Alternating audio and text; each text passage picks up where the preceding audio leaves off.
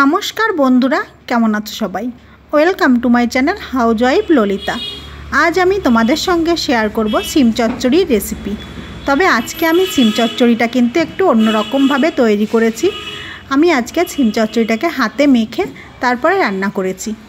এইভাবে হাতে মেখে তারপরে যদি সিম চচ্চড়ি রান্না করা হয় তাহলে সিমটা কিন্তু খুব ভালোভাবে নরম হয়ে যায় আর খেতেও কিন্তু খুব টেস্টি হয়। আজ আমি যেভাবে সিম চচ্চড়িটা করেছি এটা গরম ভাতের সাথে খেতে তো খুব ভালো লাগবে, সেই সাথে রুটির সাথে খেতেও কিন্তু খুব ভালো লাগবে। তাহলে চলো বন্ধুরা দেখে নিই আজকে আমি এই সিম চচ্চড়িটা কীভাবে রান্না করলাম। তার জন্য সবার প্রথমে আমি একটা মশলা তৈরি করে নেব। তাই আমি এখানে ছোট্ট বাটির মধ্যে দিয়ে দিয়েছি একটু উষ্ণ গরম জল। এবার এর মধ্যে আমি দিয়ে দেব সর্ষের গুঁড়ো। আমি এখানে সানরাইজের সর্ষের গুঁড়োটা দিয়েছি, তবে তোমরা চাইলে কিন্তু এখানে সর্ষে বাটাটাও ব্যবহার করতে পারো। এবারে আমি এর মধ্যে দিয়ে দিচ্ছি অল্প করে জিরে গুঁড়ো, অল্প ধনে গুঁড়ো আর দেব সামান্য লঙ্কার গুঁড়ো কালারের জন্যে।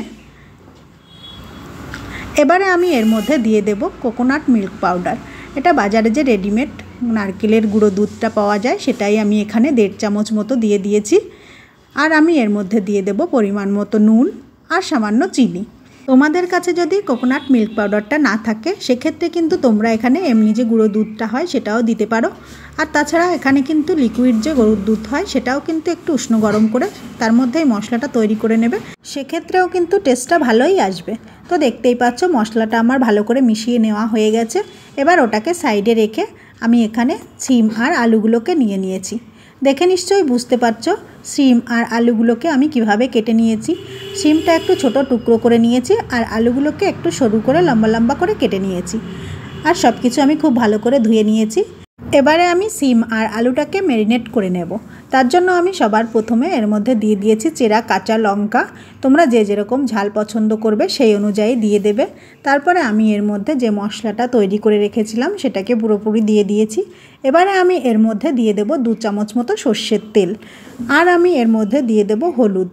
মশলাটা যখন তৈরি করেছিলাম তখন আমি হলুদটা দিতে ভুলে গেছি, তাই আমি এখানে দিয়ে দিলাম। তোমরা যখন ওই মশলাটা তৈরি করবে তার মধ্যে হলুদটা গুলে মিশিয়ে নেবে, সেক্ষেত্রে কিন্তু বেশি ভালো হবে। এবারে আমি সব কিছু খুব ভালো করে হাতের সাহায্যে মেখে নেব, যেন মশলাটা খুব ভালোভাবে প্রতিটা সিম আলুর গায়ে খুব ভালো করে মিশে যায়। ভালো করে মেখে নেওয়া হয়ে গেলে এটাকে আমি রেস্টে রেখে দেব 10 মিনিট মতো। খুব বেশিক্ষণ রাখার দরকার নেই, এই 5-10 মিনিট মতো রাখলেই হয়ে যাবে। এবারে আমি ঢাকনা বন্ধ করে ফিরে আসছি 10 মিনিট পরে। 10 মিনিট পরে আমি গ্যাসে কড়াই বসিয়ে কড়াইতে দিয়ে দিয়েছি সর্ষের তেল।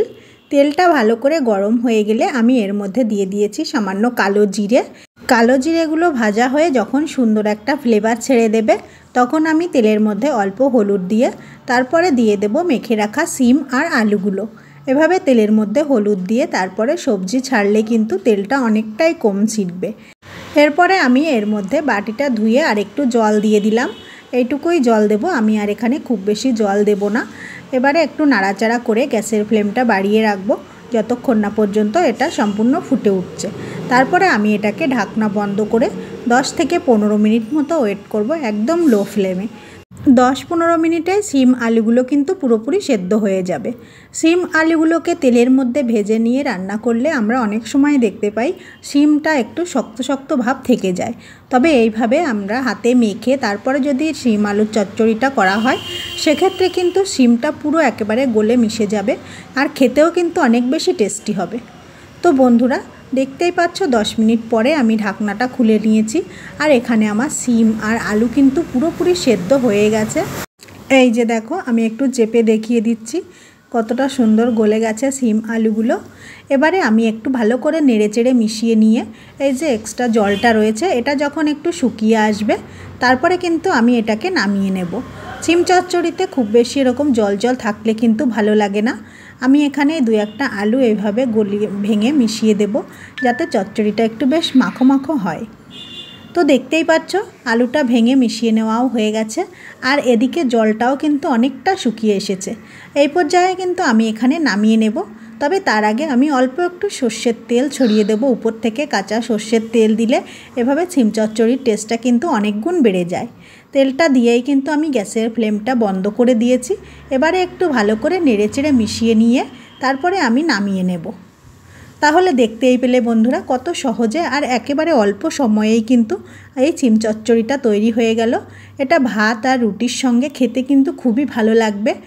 তো বন্ধুরা আজকে আমার এই সিম চচ্চড়ির রেসিপিটা কেমন লাগলো সেটা কিন্তু লাইক আর কমেন্টের মাধ্যমে আমাকে জানাতে ভুলবে না। আর ভিডিওটা ভালো লাগলে চ্যানেলটা সাবস্ক্রাইব করে দিয়ে আমার পাশে থাকার অনুরোধ রইল। পাশে থাকা বেল আইকনটা ক্লিক করে দেবে যাতে আমার পোস্ট করা ভিডিওগুলো সবার আগে তোমাদের কাছে পৌঁছে যায় আর তোমরা দেখে নিতে পারো। আজকের ভিডিওটা তাহলে এখানেই শেষ করছি। ধন্যবাদ সবাইকে পুরো ভিডিওটা দেখার জন্যে। সবাই ভালো থাকবে, সুস্থ থাকবে। নমস্কার।